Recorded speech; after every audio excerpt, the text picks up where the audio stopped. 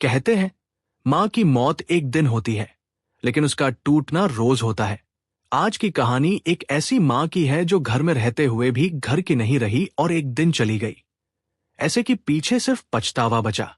सावित्री देवी एक साधारण मां थी।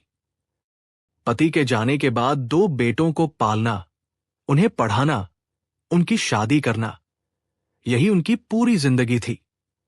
घर बड़ा नहीं था, लेकिन दिल बहुत बड़ा था। शुरुआत में बहू भी ठीक थी, बेटे भी मां को सम्मान देते थे, लेकिन धीरे धीरे सब बदलने लगा। मां का काम अब काम नहीं रहा, वो आदत बन गया। सुबह उठकर चाय बनाना, सब कहते मां कर ही देगी। खाना बनाना, मां को आदत है। बीमारी हुई तो कहा गया उम्र हो गई है, होता रहता है। एक दिन बहू ने कहा, मां आज सब्जी ठीक नहीं बनी। मां मुस्कुराई और बोली, अगली बार ध्यान रखूंगी। लेकिन उस दिन मां ने अपने लिए खाना नहीं बनाया। किसी ने ध्यान नहीं दिया। कुछ दिन बाद पोते ने मासूमियत से पूछा, दादी आप हमारे साथ क्यों नहीं रहती? मम्मी कहती हैं आप पुराने जमाने की हो। मां ने कुछ नहीं कहा, बस हल्की सी मुस्कान आई और आंखें झुक गई। यहीं से मां ने बोलना छोड़ दिया। बेटा सच में बुरा नहीं था, वो बस यही सोचता था। सब तो ठीक है, मां कुछ कहना चाहती तो बेटा कहता, मां अभी ऑफिस का बहुत टेंशन है। मां चुप हो जाती। धीरे धीरे मां का कमरा घर का स्टोर रूम बन गया। पुरानी चीजें, टूटे सामान और एक कोने में मां। अब मां रोज मंदिर जाने लगी। भगवान से कुछ नहीं मांगती थी, बस चुपचाप बैठी रहती थी।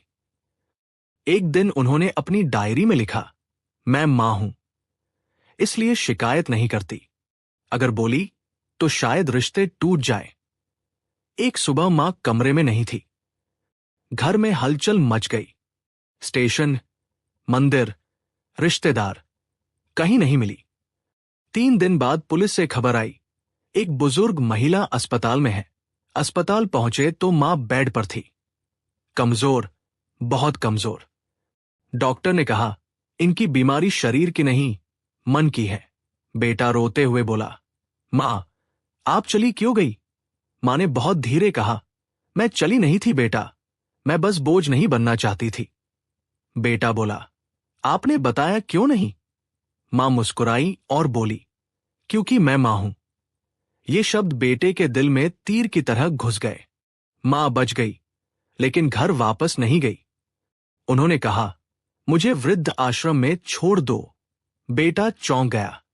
मां बोली, वहां कोई मुझे देखेगा, सुनेगा, और मैं किसी की मजबूरी नहीं बनूंगी। बेटा रोज आश्रम जाने लगा।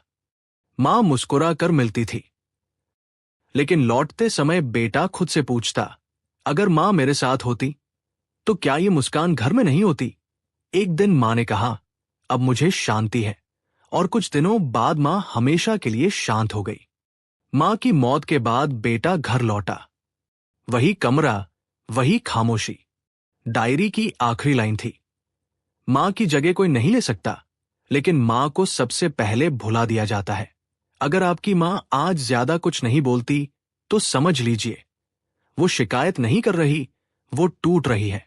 आज ही उनसे बिना किसी काम के सिर्फ बात कर लीजिए, क्योंकि जब मां चली जाती है तो पछतावा जिंदगी भर साथ रहता है।